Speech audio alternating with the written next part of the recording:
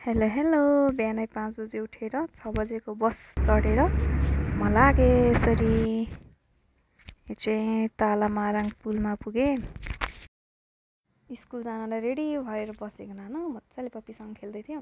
मैले भिडियो गर्दै थिएँ अनि बाई बाई भने उसले नि बाई बाई गरिदियो। यहाँ चाहिँ मेलम्चीमा बाढी आएर अनि क्षति गराएको यो घरहरू देखियो।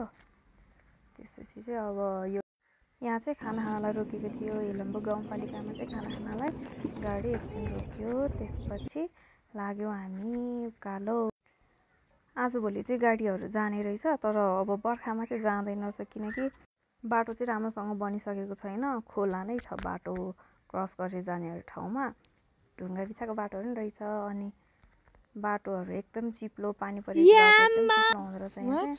अनि ठाउँ चाहिँ गाडी उक्लेन। अनि यहाँ चाहिँ लागिरहेर फोटो हालेर चलाएर अनि गाडी हिँड्यो। हाम्रो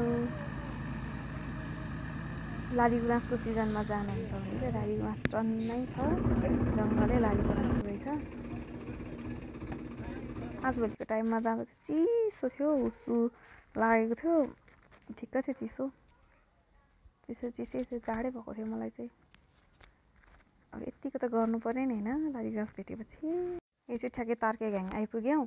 यहीँ बास बसेर भोलि मात्र जाँदा पनि हुन्छ आमा हेङ्ग्री पिक। हामी चाहिँ यहाँ बसेनौँ, हामी लाग्यौँ। 6 बजे हिँडेको, अहिले 1 बजे आइपुग्यो। शिवचोकबाट गाडी चढेर 6 बजे आएको अनि यहाँ चाहिँ 1 बजे आइपुगेको थियौँ। अनि त्यसपछि हामी त्यहाँबाट हिँडेर बेस क्याम्प जाने भनेर हामी हिँड्यौँ। यो चाहिँ तार्के घ्याङ हो। अनि ठ्याक्कै अलिकति माथि पुग्ने बित्तिकै यहाँ चाहिँ लागिरहेको चलाएर फोटो खिच्ने कुरै भएन नि होइन र। फोटोहरू खिच्यो अनि उकालो लाग्यो। उकालो हिँड्दा चाहिँ एकदम गाह्रो भएर थियो, खोइ सास फुलेर मलाई चाहिँ गाह्रो भयो उकालो हिँड्न।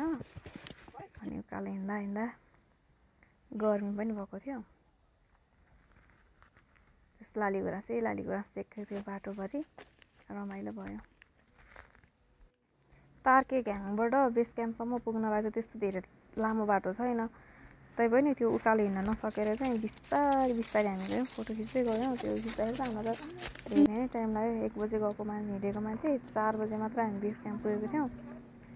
अब त्यही हो बाटोभरि फोटो खिच्न भिडियो गरेर बिजी भइसक्यो। यस्तै हो, जङ्गलको बाटो थियो, जङ्गल तर ठाडै उकालो थियो। अब हामी गएको बेला चाहिँ मान्छेहरू धेरै थिएन, 1-2जना मान्छेहरू मात्र भेट्यो बाटोमा। अब घुमाऊ। लालीगुराँस चाहिँ सेतो पिङ्क कलरको रातो टन्नै थियो लालीगुराँस। हामी चाहिँ अहिले तार्के घ्याङबाट बेस क्याम्प जाँदैछौँ। अनि यहाँ फुल भेट्यो, फुलमा 2जना फुलकुमारी छ। एउटा फुलकुमारीले खिच्दै हुनुहुन्छ उहाँले। उकालो बाटो हिँड्दा गाह्रो भयो नि, यस्तो फुल अनि लालीगुराँसहरू देख्दा चाहिँ मन खुसी हुन्थ्यो।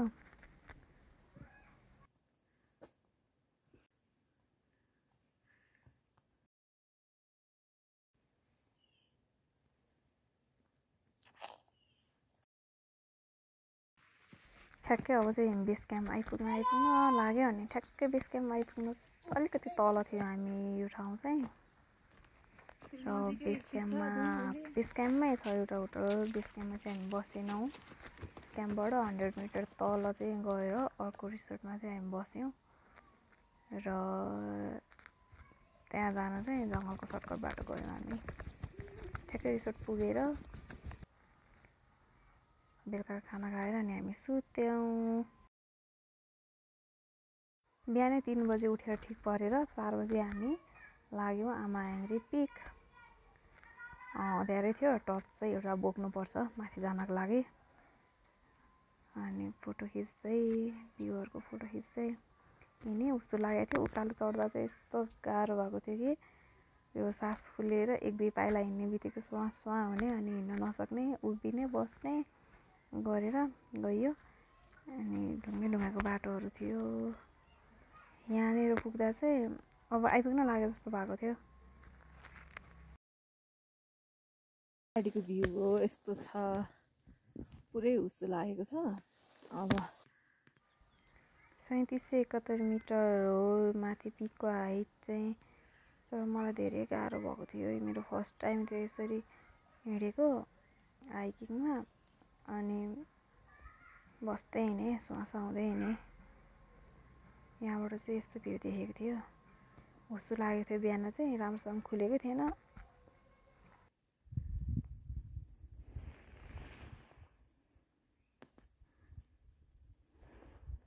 ठ्याक्कै तेर्सो बाटो कट्न साथ चाहिँ ठ्याक्कै हिमालय भ्यू पनि देख्यो, आमाहिङ्ग्री मन्दिर पनि देख्यो।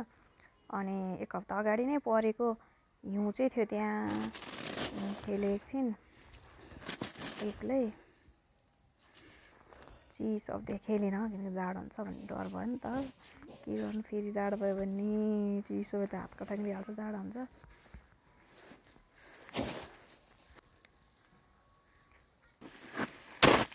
लाली गुराँसै बोल्थ्यो।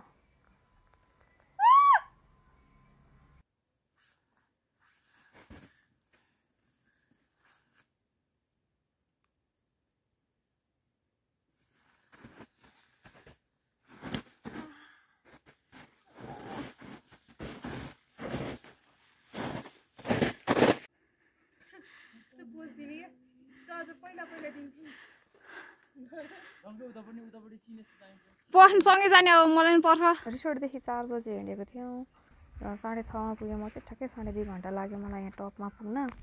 अनि यसो मन्दिरको फोटो खिचेँ, भिडियोहरू गरेँ, भिडियो बनाएँ आफ्नो पनि एकछिन।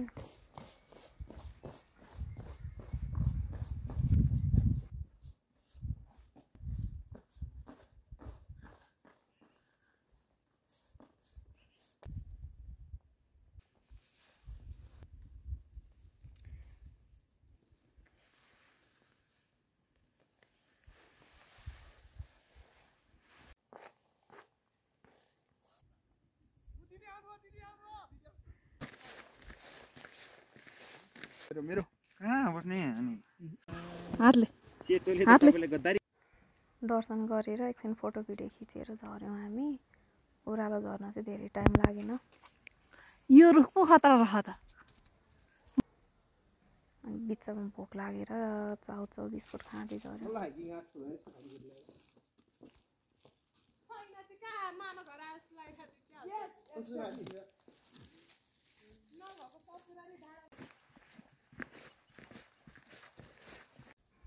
माथि पिकबाट त झर्न चाहिँ धेरै टाइम लागेन। त्यही धेरै लागेको भयो 40 मिनट 45 मिनटमा चाहिँ हामी तल झऱ्यौँ।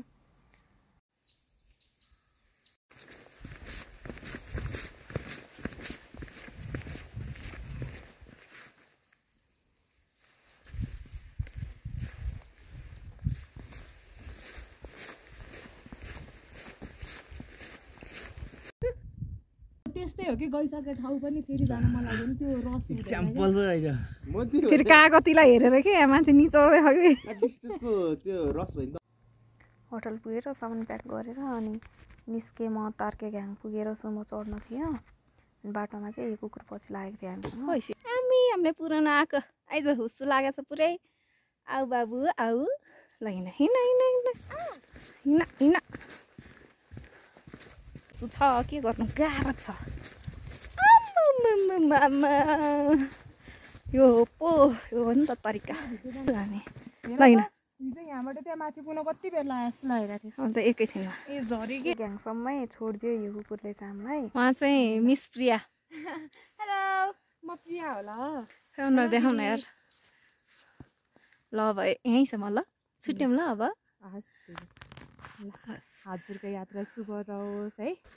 जिपमा जानु अब बस त भ्याइँदैन भन्नुभएको थियो।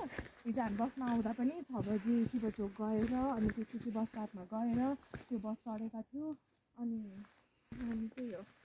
स्क्यामबाट तार्केघ्याङ आइपुग्न हामी ठाडै ओह्रालो आएको थियौँ। धेरै टाइम लागेन, जम्मा 45 मिनटमा ओह्रालो झऱ्यो हामी। ठ्याक्क तार्केघ्याङ पुग्ने बित्तिकै एकछिनमै सुमो आयो। अनि सुमो चढ्यौँ, मान्छेहरू बटुल्दै काठमाडौँ आइयो। एक रात मात्र बसेर बेलुका 6-7 बजी त म कोठामा आइसकेको थिएँ। सक्यो, बाई बाई।